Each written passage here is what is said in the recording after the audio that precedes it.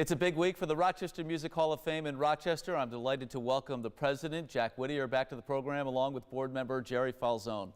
Great to have you both in studio. Great to be here. Thanks for having us. Big show coming up on Sunday, the 28th, 7 o'clock start at Kodak Hall, Eastman Theater once again. You've done this now long enough where I think people have a sense of what this is. It's not just a bunch of speeches.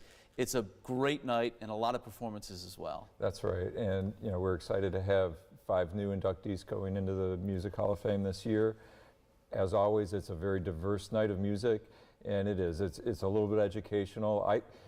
I came here just 23 years ago. I've been here 23 years, moved from Buffalo, and so some of the people that maybe made their careers a little earlier on, it's always a learning experience for me. So it's fun for everybody there to learn a little bit more about our inductees every year. Diverse inductees, Jerry. You got a lot of different kinds of people going in, and we start with a Beach Boy this year, right?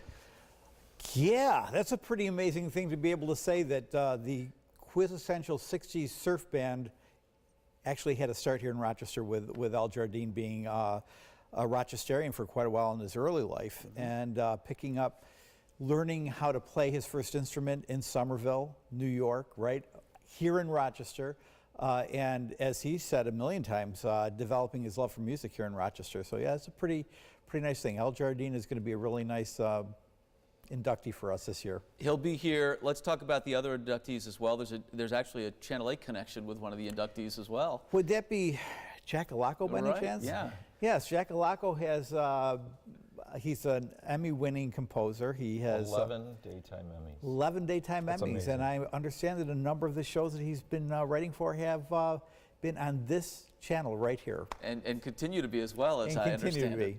Let's go through some of the other inductees as well. We've got not only just people, but a radio station as well. WCMF is one of only 5 stations that for the last 50 years have kept the same call letters, the same music format that they have. And I mean, I feel like I've been part of them for the 50 years that they've been around. They have just been a tremendous station. They've got a national reputation for what they're doing. They're Rochester's classic rock station, and they were Rochester's classic rock station before it was classic rock. It was just a rock station back then. One of the first stations that made that bridge from AM top 40 music to FM music, and they've just been just a wonderful thing to have here. And Dave Kane, who has been a program director over there for quite a long time, 35, 40 years, somewhere in that area, is also going to be getting a Special Merit Award that night. Yeah, big shout out for Kano. Christine Lavin, Jeff Springett, and the Red Creek rounding out the inductees. Well, Christine Lavin is just a fantastic folk singer, very, she's going to be a little controversial. Edgy. Yeah, a little edgy is a good way to put it. She's going to be a riot. I'm really looking forward to her performance. Jeff Springett, I'm really excited about. Not only did he put together Red Creek, and to see the list of performers, national performers that he brought in on a club level to Red Creek. I mean, it's just amazing. But he's also been the force behind the Lilac Festival and all the music that goes in there, Park Avenue Festival. He's got a new festival coming up starting this year too. I'm not sure where it is, but it's another music festival coming in Rochester. Jeff's a great guy and well deserved of this honor, so we're excited about having him in too. Yeah, a Hall of Famer still going strong for sure.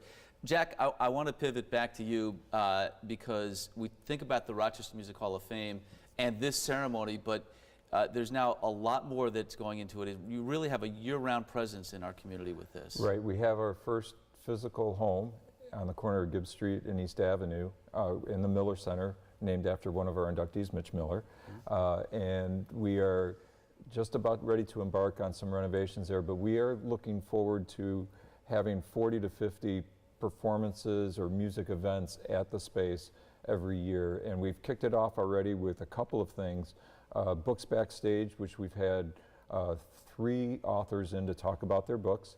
And we now are the new home of the Grove Place Jazz Project, which brings in Eastman jazz students every Tuesday night to perform, and that's been a terrific addition. But we're also looking to add a couple things as far as music from our schools and maybe another performance series to round out the roster and have really an average of once a week having music in that space. So we're really excited about that. We're collaborating with RIT students on the design of a stage and the interior renovations. So we're really collaborating with the community in new ways and making this a 52-week-a-year place, not just a one-hit wonder every year. There you go. Well said. All the best as you continue to grow the Hall of Fame in Rochester. We're thrilled, and we know it's going to be a great evening on Sunday. Thanks for coming in. Thanks, Mark. Still time to get tickets, but you got to act quickly. Here's how you do it. Hit the box office at 585-274-3000 or go online at rochestermusic.org and buy your tickets there. As always, we're sharing that information on our site as well at rochesterfirst.com.